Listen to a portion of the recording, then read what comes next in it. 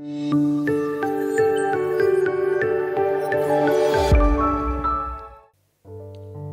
saudara, puji Tuhan kalau kita masih diberi kesempatan untuk beribadah pada siang hari ini.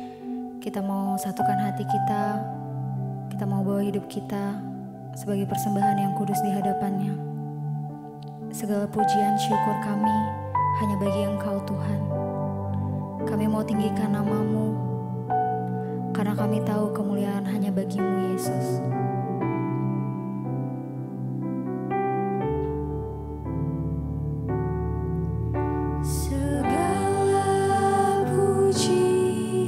Syukur bagimu, ku tinggikan nama-Mu selalu. Kemuliaan hanya bagi-Mu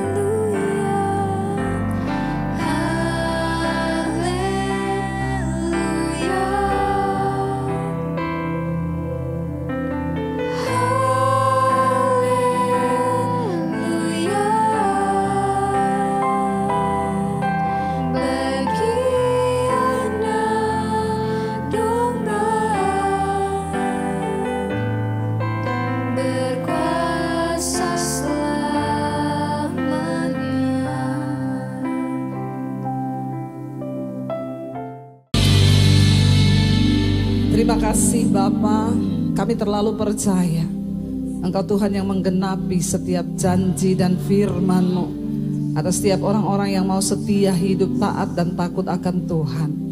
Ajar kami berjalan di dalam jalan Tuhan. Sekalipun berat proses itu, tapi kami mau membayar harganya Tuhan. Karena hanya orang-orang yang berani membayar harga yang akan melihat setiap janji Tuhan digenapi dalam kehidupannya. Urapi hamba-Mu yang tidak ada apa-apanya, urapi setiap kami. Di dalam nama Yesus yang percaya, Tuhan di tengah kita memberkati kita, katakan bersama. Amin.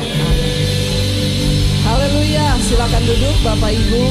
Haleluya, shalom. Bagaimana kabarnya hari ini? Walaupun ada masalah luar biasa, walaupun besok jatuh tempo. Haleluya ya, Tuhan tetap luar biasa. Baik saudara, kita akan belajar firman Tuhan. Saya pengen kita baca hari ini, yuk kita lihat ya. Kejadian pasal 37 ya, kisah tentang Yusuf saudara. Yusuf itu tadinya kehidupannya dengan keluarganya baik-baik saja, semuanya aman-aman saja, semuanya baik ya. Tiba-tiba semua berubah. Kejadian 37 ayat yang kelima, baca bersama. Ayat yang kelima saudara ya. Kita baca sama-sama. Kejadian 37 ayat yang kelima. Firman Tuhan berkata, pada suatu kali apa? Bermimpilah Yusuf, lalu mimpinya itu diceritakannya kepada saudara-saudaranya, sebab itulah mereka lebih benci lagi kepadanya. Ya, karena ayat 6 katanya kepada mereka, coba dengarkan mimpi yang kumimpikan ini. Lalu Yusuf cerita mimpinya itu, tampak kita sedang di ladang mengikat berkas-berkas gandum, lalu bangkitlah berkasku dan tegak berdiri. Kemudian datanglah berkas-berkas kamu sekalian mengelilingi dan sujud menyembah kepada berkasku itu. Lalu saudara-saudaranya berkata kepadanya, apakah engkau ingin menjadi raja atas kami? Apakah engkau ingin berkuasa atas kami? Jadi apa dikatakan? Makin bencilah mereka kepadanya karena mimpinya dan karena perkataannya itu. Hidup Yusuf mulai berubah sejak dia mendapat mimpi dan visi dari Tuhan. Saudara, untuk mengikuti jalan Tuhan itu pasti tidak enak. Tidak enak. Ketika kita berkata, Tuhan, aku tidak mau jadi Kristen biasa-biasa saja. Aku mau menjadi Kristen yang mengikuti Tuhan. Dan aku mau menjadi orang Kristen yang menghidupi visi dan mimpi Tuhan atas hidupku. Saudara percaya nggak bahwa Tuhan itu punya visi masing-masing atas hidup kita? Percaya ya? Sudahkah visi dan mimpi itu tergenapi dalam hidup kita?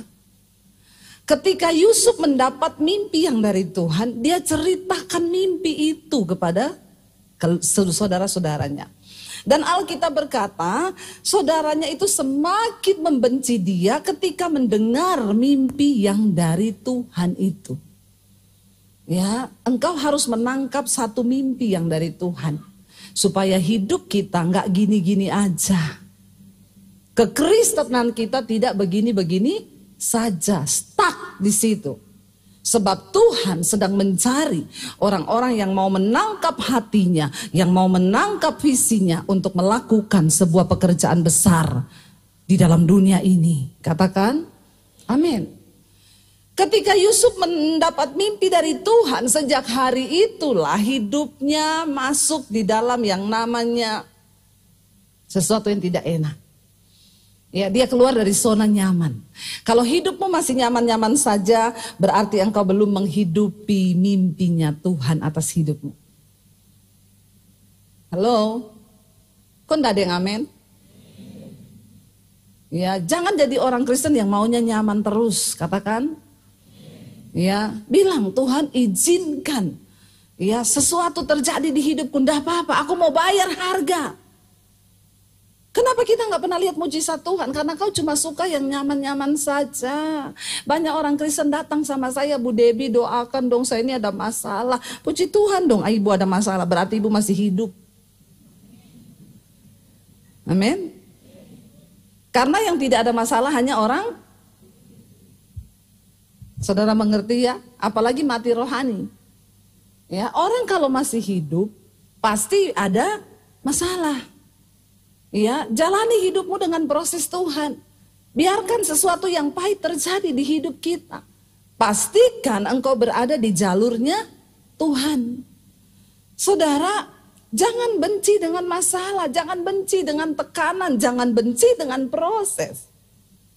Sebab kita tidak akan pernah melihat kemuliaan Tuhan ketika kita cuma berada di tempat yang nyaman terus. Saudara baca di Alkitab.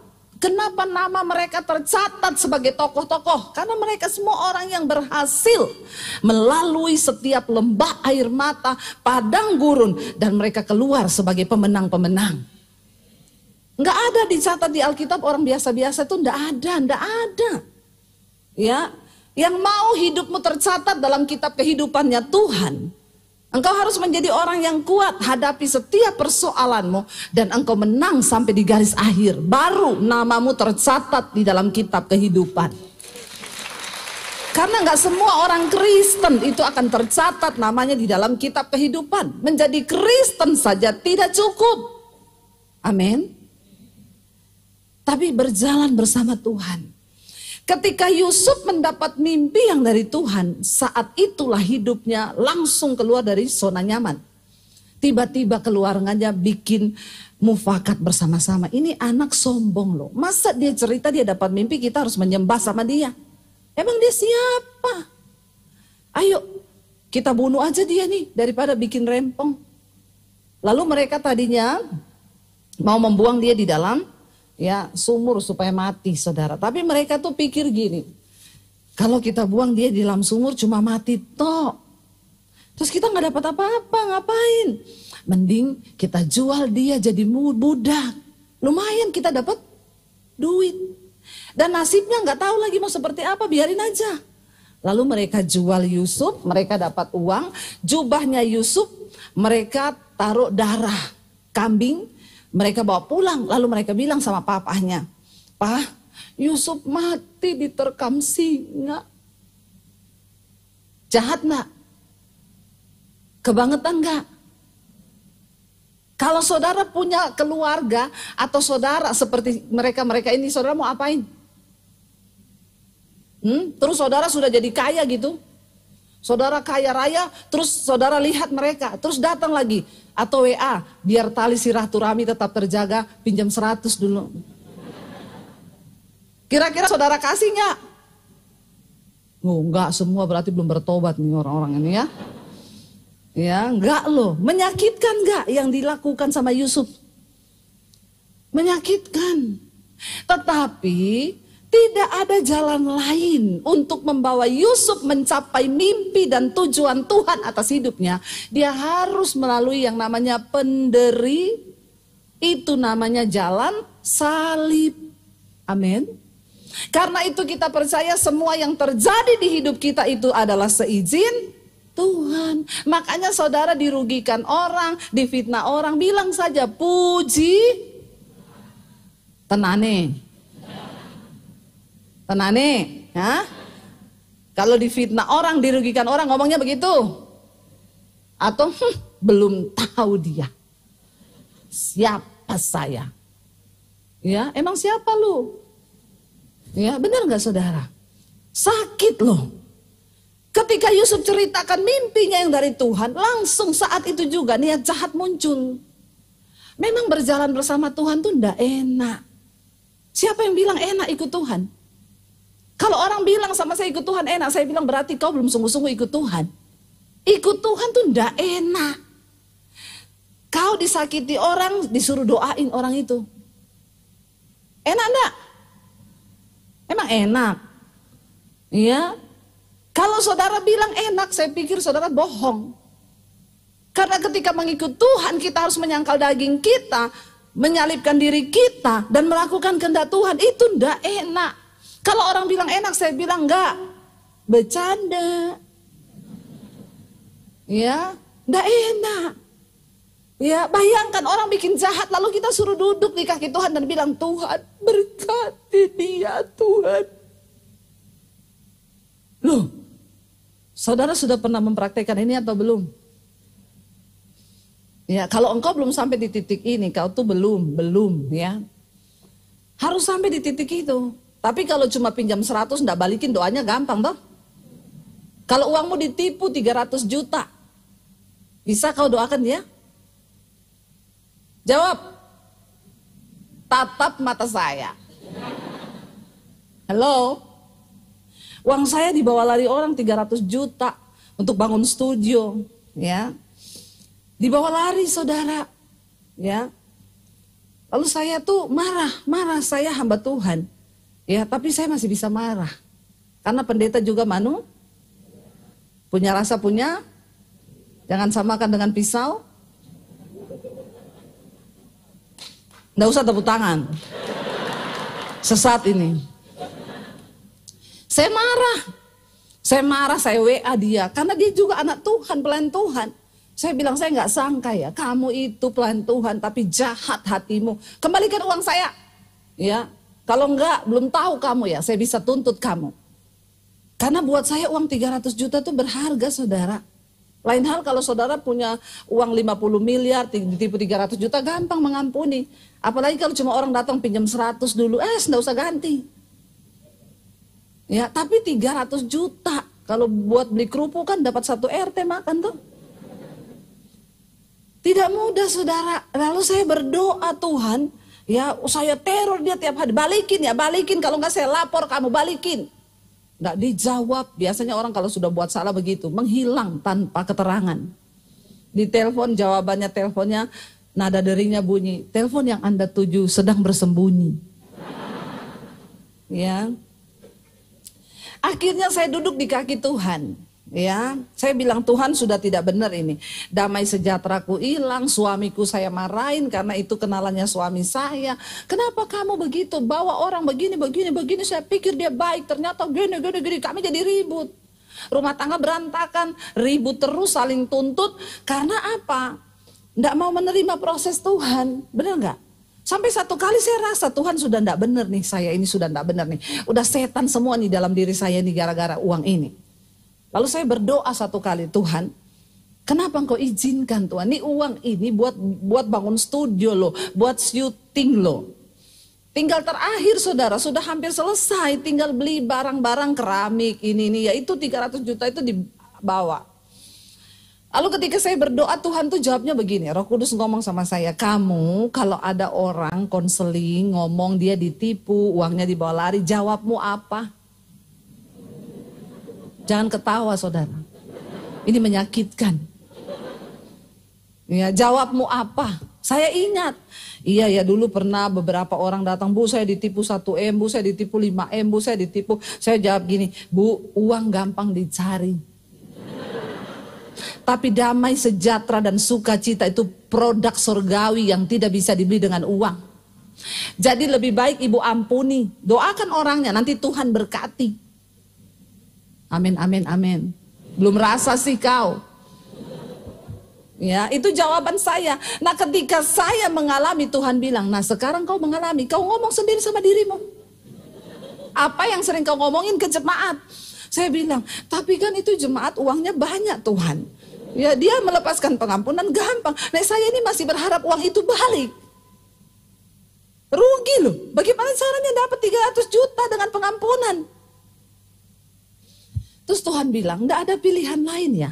Kau tuh mau taat atau kau mau memberontak terhadap aku? Aku nih Tuhan loh. Kau tuh jadi pendeta, jangan cuma bisa ngomong kau. Nggak usah tertawa Pak. Kau pikir enak? Ya, kalau orang Jawa bilang gajah di belangkoni. Isa khotbah ora iso ngelakoni. Jadi saya tuh nangis sama Tuhan, iya Tuhan aku tahu memang harusnya begitu.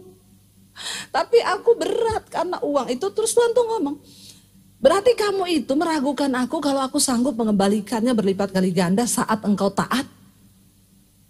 Akhirnya saya menangis. Menangis di hadapan Tuhan, minta kekuatan. Tuhan, aku ini hanya manusia biasa Tuhan. Tapi aku mau melakukan firman-Mu, tapi aku tuh tidak mampu. Beri aku kekuatan. Kita tuh tidak ada yang mampu saudara melakukan kehendak Tuhan tuh tidak ada yang mampu. Kenapa? Karena bertentangan dengan daging. Ya Pak ya?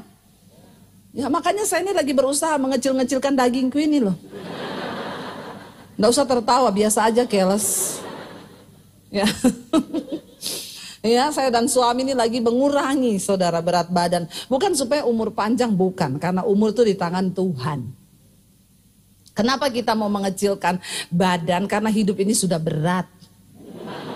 Pergumulan pun berat. Bayangkan kalau badanmu juga, maka semakin bilang kanan kirimu bertobat. Jangan berat-berat itu badan. Ya. Walaupun ini sih masih berkurangnya pelan-pelan ya, dulu pakai obat cepet tapi habis itu naiknya cepet juga, sekarang kami nggak mau. Ya kita pelan-pelan aja lah ya, jaga mulut, yang penting jamu, jaga mulut. Ya karena hidup ini berat ya, pergumulan pun berat. Lalu akhirnya saudara saya berdoa, Tuhan aku nggak mampu, tapi aku mau melakukan firman-Mu, aku mau Tuhan. Sebab firman Tuhan berkata apa yang tidak bisa engkau lakukan karena keterbatasanmu sebagai manusia, itu Allah yang akan melakukannya di dalam dirimu. Tepuk tangan buat Tuhan. Yang penting kitanya mau. Akhirnya saya mulai rubah doa saya. Tadinya doa saya, Tuhan jamah dia supaya dikembalikan uangku. Hajar dia Tuhan dengan caramu. Kepleset apa, ketabrak. Kadang jahat loh kita ini, kadang jahat loh. Jahat ya. Saya mulai ganti doa saya, Tuhan ubah hatiku Tuhan. Supaya aku mampu menerima keadaan ini, merelakan uang itu sebab itu berkat dari Tuhan. Dan aku percaya Tuhan pun sanggup membalikan semuanya ketika Tuhan berkenan. Waktu kita berkenan, tidak ada yang mustahil bagi Tuhan. Akhirnya saya mulai dimampukan. Lalu Tuhan bilang begini, sekarang kamu WA dia, bilang kalau kamu mengampuni dia dan melupakan dia. Oke, saya WA. Saya bilang gini, karena kan ini saya mau WA dia, mau mengatakan bahwa saya mengampuni, jadi sekalian ya, saya curahkan semua isi hati saya. Kesempatan saya ketik saudara, saya tuh kecewa loh sama kamu, gini kamu penipu, kamu pelayan Tuhan, ternyata gak bisa dipegang omongannya, kamu kalau gak bertobat terkutuk kamu. Saya tiap hari marah saya ini, tapi Tuhan tegur saya. Tuhan suruh saya lepaskan pengampunan kepada kamu.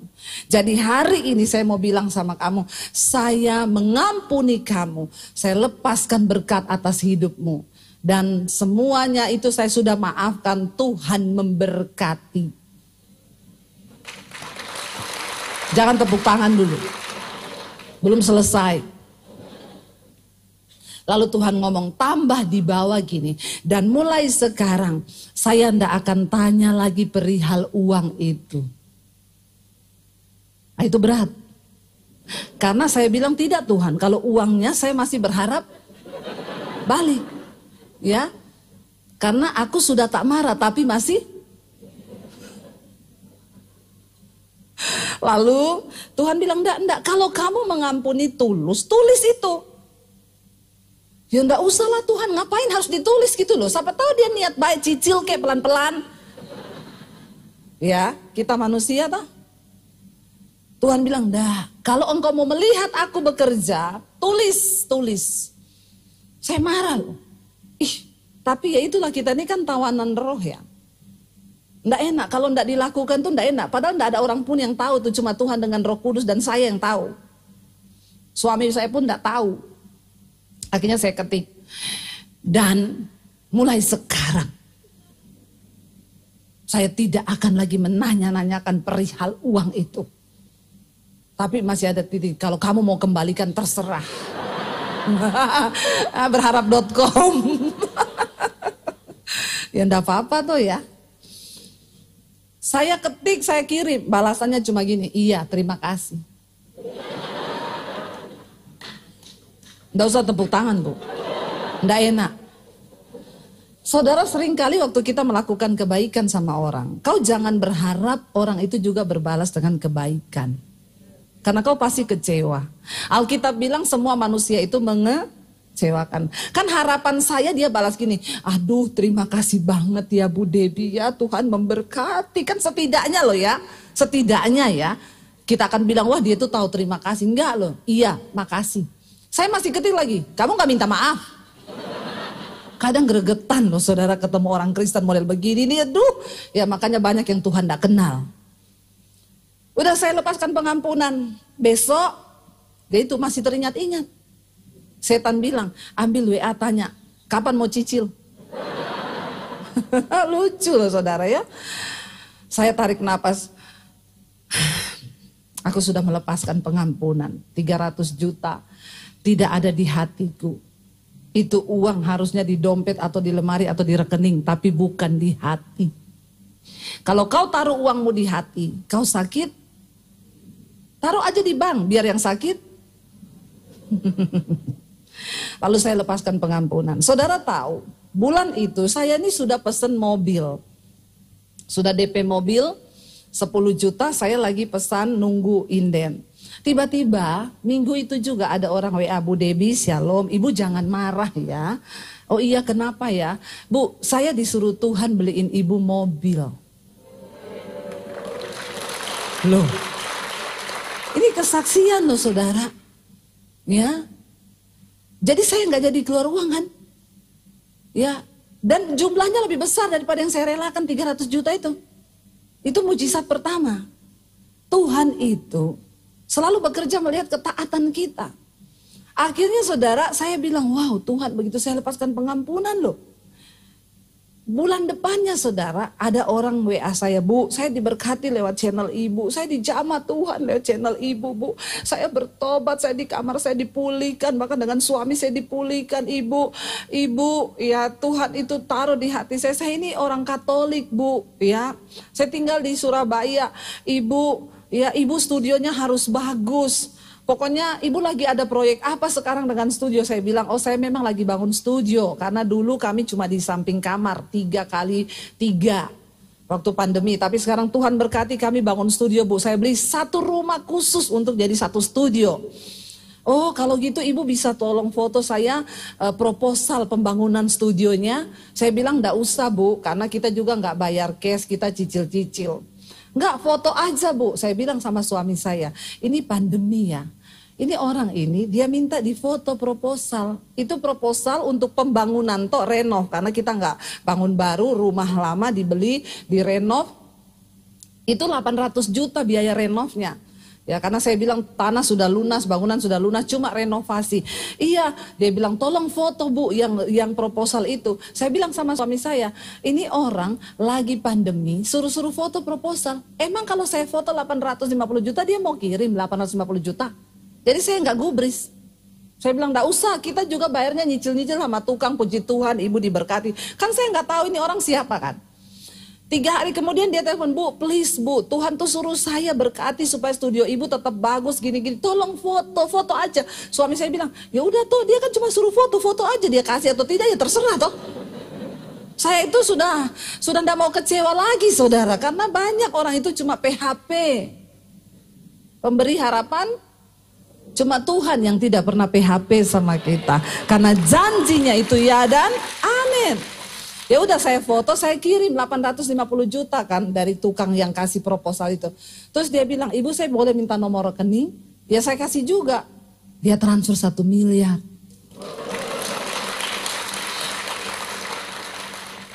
Kayak dongengnya ceritanya ya. Tidak ada rekayasa loh. Saya enggak pernah ngomong kami lagi bangun studio saudara. Ya tolong transfer ke rekening ini enggak. Di YouTube saya tidak ada nomor rekening di layar. Jadi kalau ada orang memberkati saya, tanya dulu. Itu pun kalau langsung saya jawab. Banyak tuh 1 tahun WA saya minta nomor rekening, nggak pernah saya jawab. Karena ini HP ini yang masuk tuh puluhan ribu. Yang saya taruh di layar itu nomor HP untuk konseling, bukan nomor rekening. Jadi dalam hal ini tidak ada rekayasa. Saya nggak pernah ngomong kalau kami bangun studio, nggak ada yang tahu. Tapi sorga tahu. Dan Tuhan melihat ketaatanmu saudara. Nah ini tepuk tangan ini Bu, tepuk tangan. Loh iya saudara. Semuanya akan menjadi berbeda kalau saya tidak taat kepada firman. Kalau saya terus memilih, balikin. Mungkin sampai sekarang, saya balikin. Kayaknya berat badan saya sudah turun 35 kilo. Ya, karena pergumulan, saya jadi kurus, krempeng, kering, hidupnya nggak diberkati. Karena masih ingat terus. Hidup ini Tuhan akan izinkan yang pahit-pahit. Amin. Sudah alami yang pahit? Seperti kopi atau sayur pare? Atau daun pepaya? Masih kurang pahit itu. Ya, semakin pahit yang Tuhan izinkan terjadi, dan engkau semakin mematikan kedaginganmu dan melakukan firman Tuhan, kenapa kita harus lepaskan pengampunan? Kebaikan ini kebaikannya bukan untuk orang yang engkau lepaskan pengampunan tok loh. Nomor 1 itu kebaikannya buat dirimu sendiri. Karena pengampunan itu adalah penawar racun kepahitan. Orang itu kalau hidup dalam kepahitan, bukan cuma hatinya yang pahit, mukanya juga pahit. Iya enggak? Saudara pernah lihat enggak orang hidup dengan kepahitan? Enggak pernah tersenyum mukanya. Enggak pernah ketawa, enggak bisa ketawa. Tanda-tanda orang penuh kepahitan, kau enggak bisa senyum lagi loh. Iblis tutup mulutmu. Rugi enggak kalau kau jadi orang yang enggak pernah tersenyum? Hidupmu berapa lama sih? Terus engkau kepahitan dengan hidup. Bahkan banyak yang kepahitan sama Tuhan. Ya, lepaskan pengampunan saudara. Supaya engkau bersuka cita. Karena ketika engkau bersuka cita banyak manfaatnya. Sukacita itu obat yang manjur. Amin. Waktu engkau banyak tertawa, banyak bersuka cita, banyak berkat hidupmu. Amin. Itu janji Tuhan. Tapi kalau kau marah-marah, ya di rumah marah, di kantor marah, di mana-mana marah, mukanya ketekuk. Sebentar lagi kau kena darah tinggi. Lalu darahmu mengental. Lalu jantungmu tersumbat. Loh itu semua dari ilmu kesehatan loh. Ya. Saya tanya sama dokter, "Dok, kenapa orang itu darahnya kental hitam ya, Dok?" "Oh, itu hormon kortisolnya tinggi, Bu." "Kenapa, Dok, hormon kortisol bisa tinggi?" "Ya penyebabnya stres, Bu. Marah-marah, tertekan, ya. Waktu kau marah-marah, jiwamu sakit, kau tertekan, tubuhmu itu mengeluarkan sejenis hormon yang sangat beracun, dan itu menyebabkan semua penyakit datang. Tapi ketika engkau tersenyum, melepaskan pengampunan, hatimu bersuka cita, tubuhmu itu mengeluarkan sejenis hormon endorfin, yang itu kerjanya seperti morfin, membuat orang tenang. Jadi tidak usah lagi pakai morfin, karena di dalam dirimu sudah ada morfin. Itu keluarnya waktu kau tersenyum. Coba semua tersenyum. Nah itu keluar tuh saat itu. Ya, membuat wajah tambah awet muda. Ya, biar kau pergi tarik-tarik mukamu di sini, kau tarik pakai benang, pakai kabel, pakai kawat. Kalau hatimu busuk, penuh kepahitan, percuma, mukamu kayak nenek sihir. Ya, tapi biasa aja begini, senyum ya. Nggak usah ditarik-tarik. Ketariknya karena tersenyum. Coba semua tersenyum, ketarik nggak mukanya? Ya, saya ini saking banyak ketawa, ini pipi saya bolong. Gara-gara banyak ketawa lah ini. Orang tanya, "Bu, itu kok ibu bolong pipinya?" "Iya, banyak senyum kau, nanti bolong sendiri pipimu." Ya, jadi saudara, nggak usah pahit di hidup ini. Sebab hidup ini memang punya cerita. Dan semua orang di Alkitab yang kita baca, semua mengalami penderitaan itu. Lalu Yusuf dibuang. Dia dijual saudara sampai ke rumah Om Potifar di Mesir. Karena Yusuf takut akan Tuhan, dia tidak kepahitan sama keluarganya. Dia percaya bahwa semua yang terjadi itu adalah dalam rencana Tuhan. Dia sampai di rumah Potifar, dia hidup benar dengan sikap hatinya, dia nggak kepahitan. Tuhan angkat terus Yusuf. Alkitab mencatat dia diberi kuasa atas rumah Potifar. Dia enak, dia digaji besar. Bahkan kata Alkitab begini, karena Yusuf seorang yang berkenan di hati Tuhan, sehingga rumah Potifar semakin diberkati. Kalau hidup kita diberkati, dimanapun engkau berada, tempat itu akan diberkati Tuhan. Makanya jadilah orang yang benar di hadapan Tuhan, bukan di hadapan manusia. Kalau kau benar di hadapan manusia itu pencitraan, cari muka, tapi cari muka saja sama Tuhan.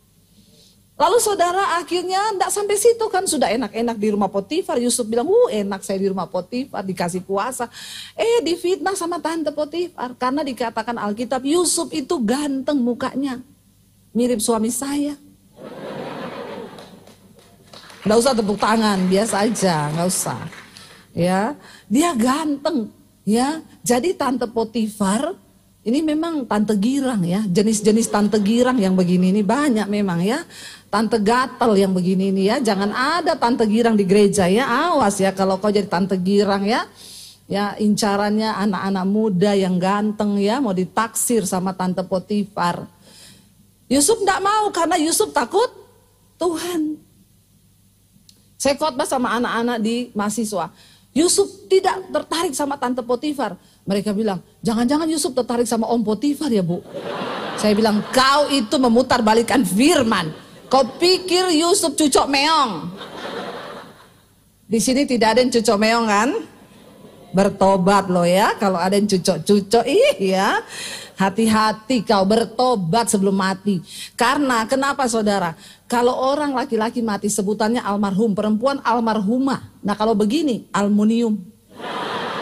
Nggak ada sebutanmu loh, jadi lebih baik kau bertobat.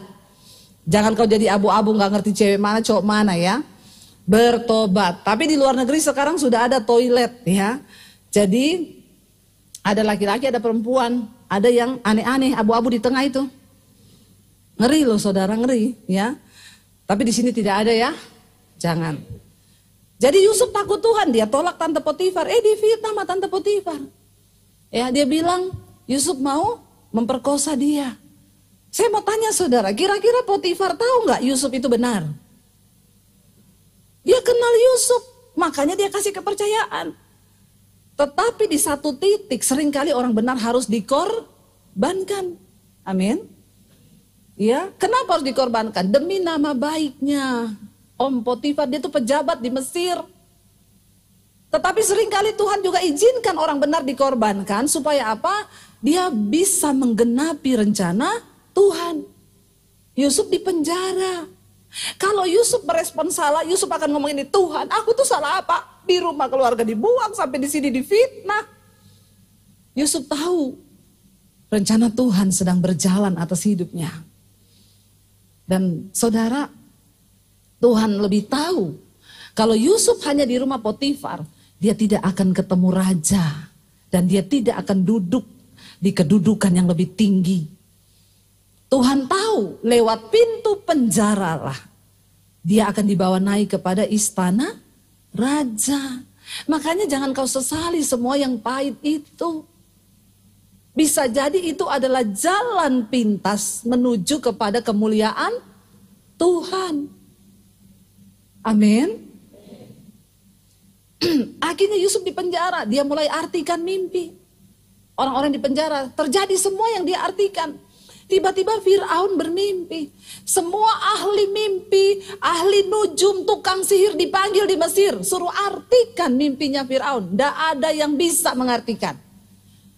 Lalu kepala minuman raja bilang begini, maaf raja, di penjara ada anak muda, dia sering menafsirkan mimpi-mimpi orang yang di penjara dan semua terjadi. Terus coba panggil dia ke sini, suruh dia terjemahkan mimpi itu. Yusuf bilang, mimpimu itu begini artinya raja, akan terjadi 7 tahun masa kelimpahan, panen bagus. Setelah itu akan terjadi 7 tahun masa kekeringan, kelaparan. Karena itu engkau harus simpan lumbung-lumbung, bangun lumbung, simpan semua hasil tanah. Supaya ketika terjadi kelaparan di seluruh bumi, Mesir tetap punya cadangan makanan.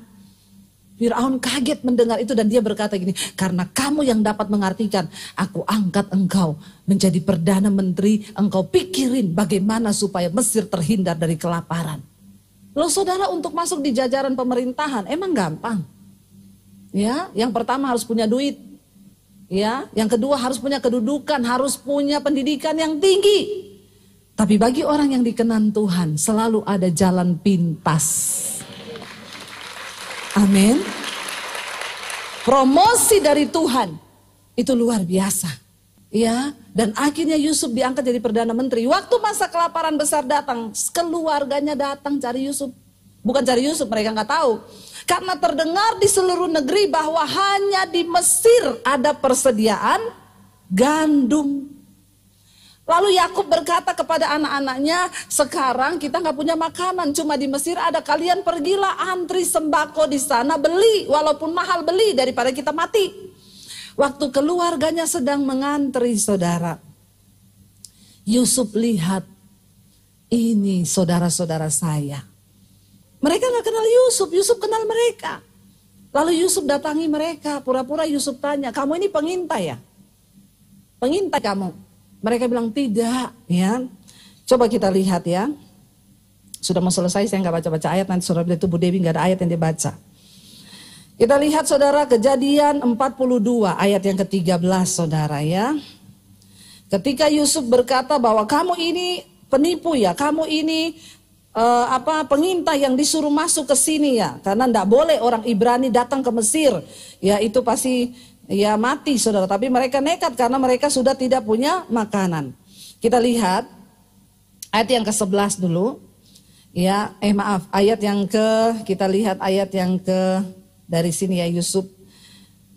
Ya, ayat yang ke-7 ya. 42 ayat yang ke-7. Kejadian 42 ayat 7 baca sama-sama. Ketika Yusuf melihat saudara-saudaranya, segeralah mereka dikenalnya, tetapi ia berlaku seolah-olah ia seorang asing kepada mereka. Ia menegur mereka dengan membentak, katanya, dari mana kamu? Ya, jawab mereka, dari tanah Kanaan untuk membeli bahan makanan. Memang Yusuf mengenal mereka saudara-saudaranya karena mukanya nggak berubah gitu. Tetapi dia tidak dikenal mereka karena Yusuf sudah berubah, lebih ganteng, lebih cakep saudara ya. Lalu dikatakan ayat 9, lalu teringatlah apa? Yusuf akan mimpi-mimpinya tentang mereka. Bulir-bulir gandumnya itu menyembah kepada Yusuf. Terjadi apa yang dijanjikan Tuhan. Setiap mimpi yang diberikan Tuhan kepada hidupmu itu pasti akan digenapi. Dan Tuhan tidak pernah berdusta, itu yang saya alami saudara. Waktu saya diusir dari keluarga saya tinggalkan rumah, saya tinggalkan orang tua. Papi saya bilang, kalau kamu mau jadi Kristen, pergi kamu dari rumah ini, jangan bawa ijazahmu. Saya mau lihat Yesus kasih makan kamu pakai apa. Dari kota Poso saya tinggalkan keluarga saya, papi saya haji. Ya, dia tidak terima saya menjadi Kristen. Saya datang ke kota Palu, saya nginap di kos-kosan. Untuk bisa numpang tinggal gratis karena saya nggak punya uang. Saya cuci baju anak kos, saya nyapu, nyetrika, saya nangis bercucuran air mata. Iblis datang, goblok, jadi Kristen, jadi pembantu. Pulang ke keluargamu, bajumu dicuciin sama pembantu di sana. Saya bilang, aku telah dibeli, hargaku lunas dibayar, hidupku bukan milikku lagi. Ketika saya hidup mau menggenapi mimpi Tuhan atas hidup saya, saat itulah hidup saya nggak nyaman. Saat itu hidup saya menderita. Waktu di tempat kos nggak ada makan saudara, saya nggak bisa minta tolong ke siapapun, nggak ada satu orang pun yang bisa saya harapkan. Saya nangis di kaki Tuhan. Saya bilang, Tuhan, apa yang Engkau mau dari hidupku Tuhan? Aku ikut Engkau seperti ini. Saya dapat penglihatan. Saya berdiri di atas satu panggung, di bawah orang ratusan ribu. Saya berkhotbah di sana, lalu Tuhan bilang, satu saat ini akan terjadi. Ribuan, ratusan ribu orang akan mendengarkan pesan yang keluar dari mulutmu. Saya menangis bersukacita ketika melihat penglihatan itu. Begitu amin, yang saya lihat pakaian kotor. Ketawa saudara. Yang saya lihat piring kotor. Saya bilang, mana Tuhan mimpi itu? Tapi hari ini, Waktu itu saya dengar Tuhan bilang, bangsa-bangsa akan menantikan pengajaranmu. Pulau-pulau akan menantikan pengajaranmu. Dan saya mau bersaksi kepada saudara, hari ini semua itu terjadi. Tuhan genapi di dalam hidup saya. Sama seperti Yusuf, saudara. Ya, sama seperti Yusuf. Hari ini saya berkhotbah di channel YouTube saya yang nonton jutaan. Ya, ratusan ribu. Saya melihat apa yang nubuatan itu terjadi.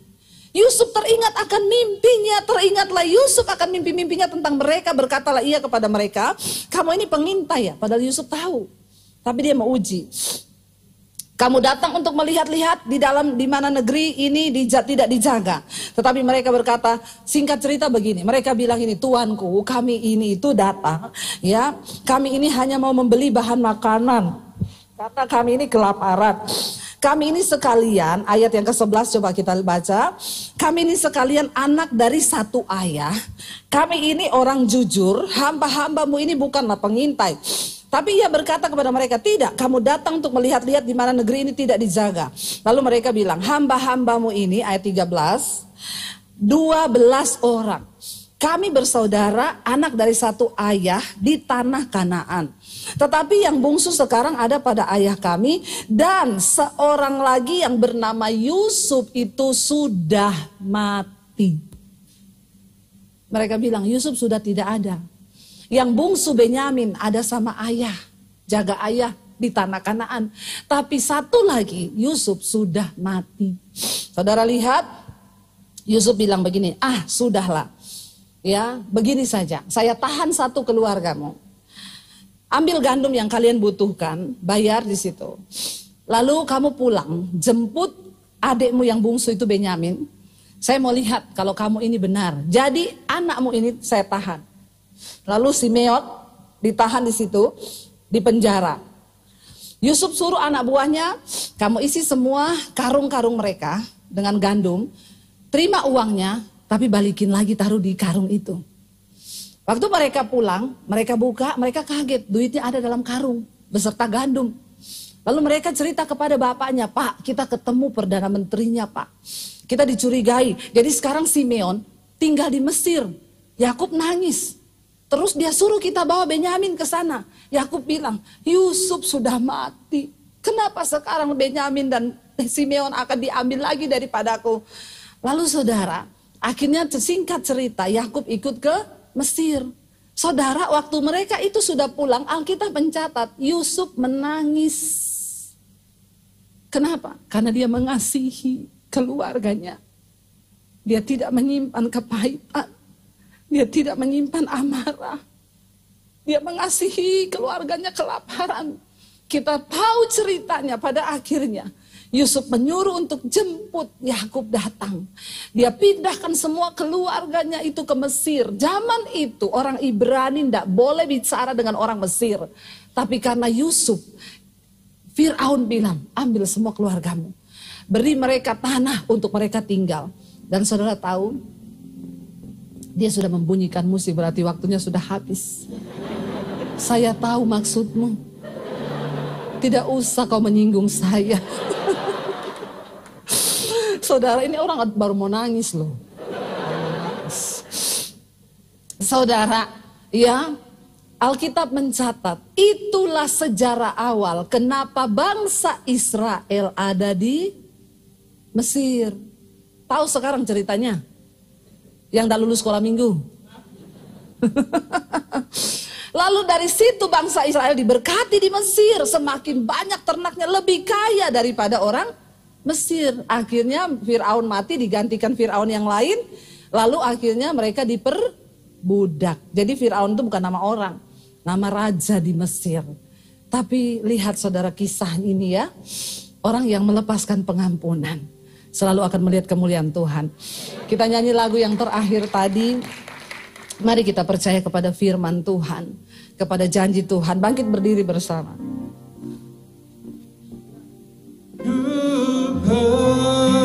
Percaya janjimu. Angkat tanganmu kepada Tuhan saudara. Ku percaya dalam firman-Mu, mujizat-Mu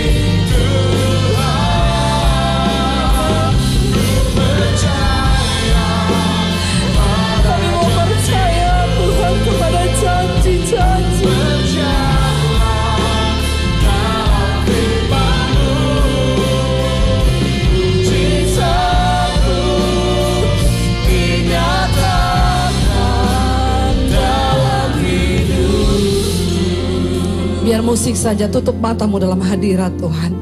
Apapun yang sedang terjadi di hidupmu, Tuhan izinkan. Sebab tidak ada cara lain untuk membawamu masuk kepada tujuan Tuhan selain melewati proses supaya hatimu dibentuk, supaya hidupmu dibentuk oleh Tuhan. Dan engkau berkata, ya Tuhan, aku mau percaya kepada janji-Mu dan aku mau berjalan di dalam firman-Mu. Ajar kami taat. Ketika Engkau suruh kami lepaskan pengampunan, kami mau lepaskan. Ketika Engkau suruh kami hidup kudus, kami mau hidup kudus, takut akan Tuhan. Maka mujizat-Mu akan kami alami di dalam hidup kami. Hamba berdoa, saudara engkau yang mau sungguh-sungguh mempercayai janji Tuhan, angkat tanganmu, saya berdoa buat saudara. Bapak, engkau melihat setiap tangan yang terangkat. Mereka mau berkata, percaya kepada janji-Mu, percaya kepada firman-Mu. Engkau tidak pernah berdusta. Ketika kami taat, mujizat itu terjadi. Beri kekuatan untuk setiap mereka melakukan firman Tuhan. Sekalipun berat, tapi tidak ada perkara yang mustahil. Tuhan mampukan mereka yang ingin keluar dari dosa hari ini, yang ingin bertobat dari persinahan, perselingkuhan, kenajisan, percabulan. Tuhan beri kekuatan. Yang ingin melepaskan pengampunan, Tuhan beri kekuatan. Ini komitmen kami, ini ungkapan hati kami. Terimalah berkat dari Allah Bapa, cinta kasih dari Tuhan Yesus Kristus, penyertaan Allah Roh Kudus yang akan memenuhi hati dan hidupmu mulai hari ini, bahkan sampai kali yang kedua Tuhan Yesus datang menjemput kita. Namamu tercatat di dalam kitab kehidupan. Di dalam nama Tuhan Yesus yang percaya diberkati Tuhan, katakan bersama, amin, amin, amin.